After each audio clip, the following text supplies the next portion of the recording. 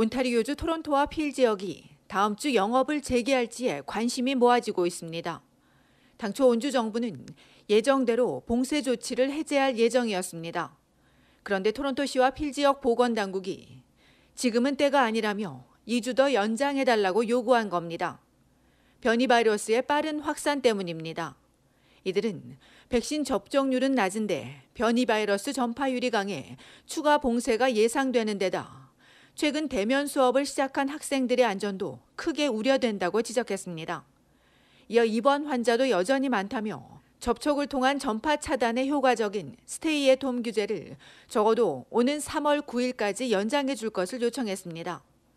현재 토론토와 필 지역에서는 장기 요양원과 병원, 쉼터와 육류 포장 공장, 콘도에서 변이 바이러스가 퍼지고 있습니다. 어제까지 온주에서 확인된 변이 바이러스는 총 359건입니다. 이에 온주 정부가 이들의 요청을 신중히 검토하고 내일쯤 발표할 것으로 알려졌습니다. 한편 온주에서는 어제 1,038명이 늘어 누적 확진자가 30만 명에 육박했습니다. 토론토에서 376명, 필 지역 142명, 욕 지역에선 122명이 나왔습니다. 또 44명이 추가 사망했습니다. 온타리오주와 달리 지난달 4일 개학한 브리티시 콜롬비아주에서는 학교 2곳 중 한 곳에서 감염자가 나왔습니다.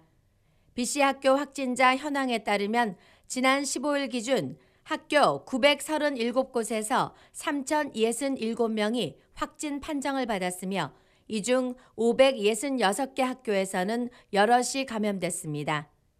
최근 14일과 15일에만 91개 학교에서 감염자가 확인됐는데 대다수가 프레이저 보건 지역에서 나왔습니다. 최근 2주 사이에도 프레이저와 밴쿠버 지역 학교에서 환자가 급증했는데 정부는 학교 관련 확진자 10명 중 4명이 사적 모임에서 감염된 것으로 보고 있습니다. BC주에서는 술집이나 불법 모임을 통한 확산이 심각합니다. 포트모디에 있는 세인 제임스 웰 클럽에서는 지난 2일 50명이 모였는데 이후 7일까지 24명이 무더기 확진 판정을 받았습니다. 리치몬드에 있는 가라오케 주점 2곳은 불법 영업을 하다 걸렸습니다.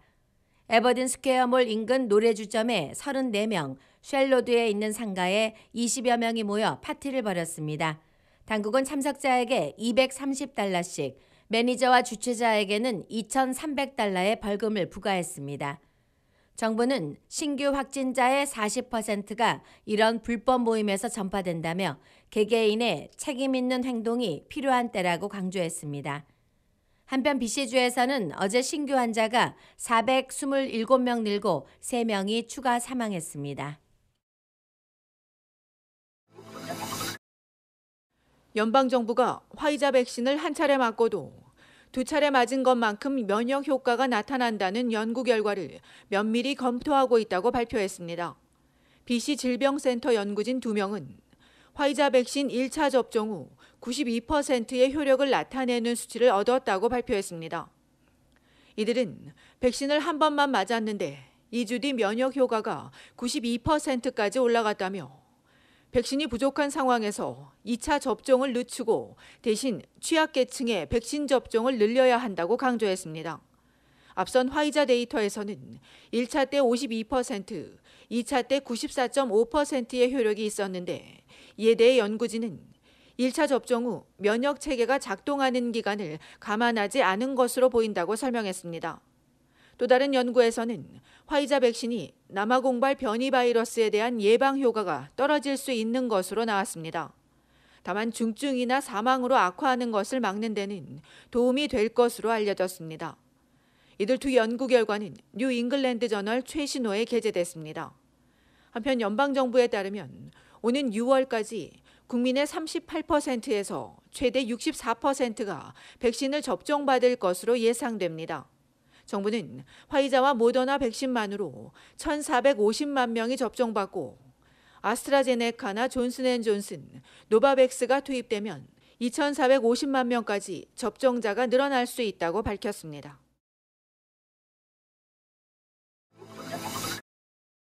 미국이 키보드 든 국제은행 강도라며 북한 해커 3명을 기소하고 공개 수배했습니다.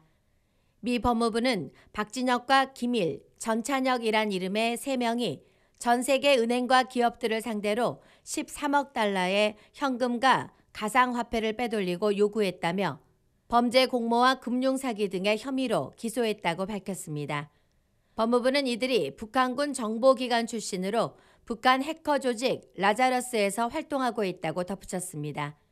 법무부는 또 이들의 돈 세탁을 담당한 온타리오주 미시사가 출신의 미국인 37살 갈렙 엘로머리가 돈 세탁을 통해 이들을 도운 혐의를 인정했다고도 발표했습니다.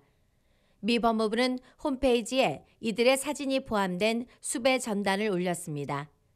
이번 기소는 앞서 2014년 발생한 소니 픽처스 해킹으로 시작됐습니다.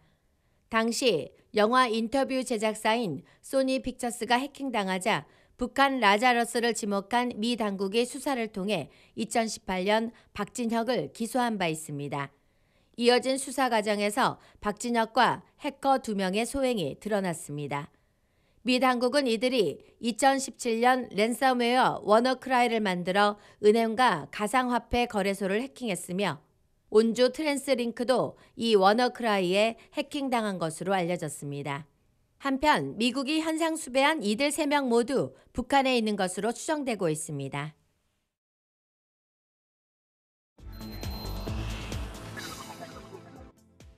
온타리오주 토론토 블루제이스의 류현진이 오늘 미국 플로리다주 더니든에서 열린 스프링 캠프에서 첫 훈련을 시작했습니다. 지난해 버팔로 샬렌필드에서 홈 경기를 치른 토론토는 국경 봉쇄가 이어지자 더니든 TD 볼파크 구장에서 시즌 홈 개막전과 다음 경기를 치르기로 결정하고 이후 경기는 코로나 상황에 따라 추진될 예정이라며 모두가 안전한 상황에서 홈 경기를 로저스 센터에서 치를 수 있도록 최선을 다하고 있다고 밝혔습니다. 이달 초 미국에 도착해 본격적인 2021 시즌에 합류한 류현진은 팀에 없어선 안 될 선수 2위에 꼽혔고 미국 프로야구 메이저리그 선수 랭킹에서도 지난해보다 14단계 오른 39위를 기록하며 기대감을 높이고 있습니다. 공격력에 비해 마운드 보강이 아쉽다는 지적을 받은 블루제이스는 올 시즌 포스트 시즌 진출 확률이 53.6%로 동부지구 소속팀 중 뉴욕 양키스에 이어 2위를 기록했습니다.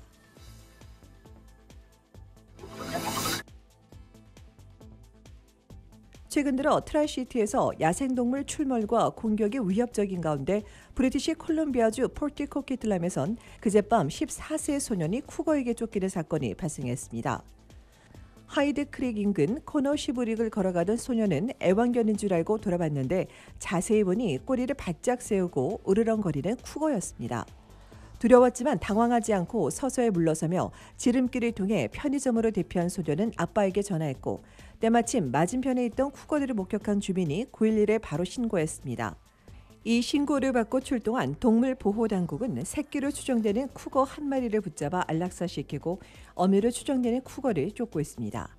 이 쿠거 가족이 앞서 코키틀람에서 애완견 2마리를 죽인 것으로 추정한 경찰은 이맘때면 쿠거가 자주 출몰한다며 쿠거와 맞닥뜨리게 되면 절대 등을 보이고 뛰지 말고 몸집을 크게 만들어 눈을 똑바로 쳐다보면서 큰 소리로 쫓을 것을 당부했습니다.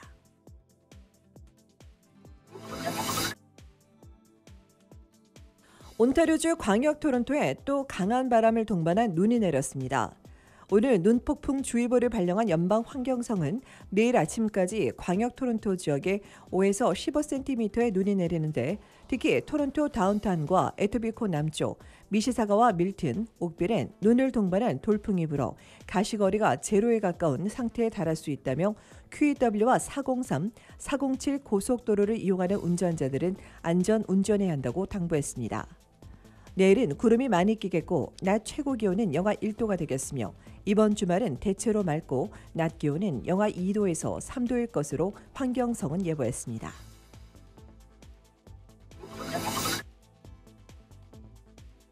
슈퍼마켓과 약국에서 확진자들이 잇따르고 있습니다. 온타리오주 놀스욕 덤밀로드 747번지에 있는 맥도날드에서 지난 7일까지 일한 직원이 9일 확진 판정을 받았으며 베떨스트 5998번지에 있는 셰퍼스 드럭마트에선 14일 마지막으로 근무한 직원이 16일 확인됐습니다. 영스트리트 3142번지에는 메트로에서도 지난 10일 확진자가 나온 가운데 토론토 다운타운에 있는 푸드베이직과 메트로, 슈퍼스토어 등에서도 확진자가 나왔습니다. 브리티시 콜룸비아주에선 코키틀람에 있는 슈퍼스토어 두 곳에서 직원 2명이 확진 판정을 받았는데 첫 번째는 로이드 하이웨이 3000번지에 있는 매장에서 14일 마지막으로 근무한 직원이고 두 번째는 로이드 하이웨이 1301번지 매장에서 12일까지 일한 직원입니다.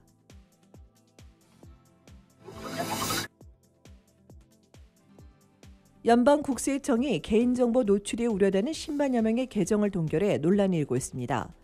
정부는 정기적인 시스템 조사 과정에서 일부 이용자들의 아이디와 비밀번호가 외부에서 노출됐을 가능성을 발견하고 피해 예방을 위해 10만 명 이상의 온라인 계정을 동결시켰다고 밝혔습니다. 계정 삭제 이메일을 받은 사람들은 사이트에 접속해도 구체적인 설명 없이 에러 메시지만 나왔고 국세청에 전화를 해도 통화가 안 돼 불안과 불만만 더 가중됐다며 정부가 보다 정확한 설명을 통해 소통했어야 한다고 지적했습니다.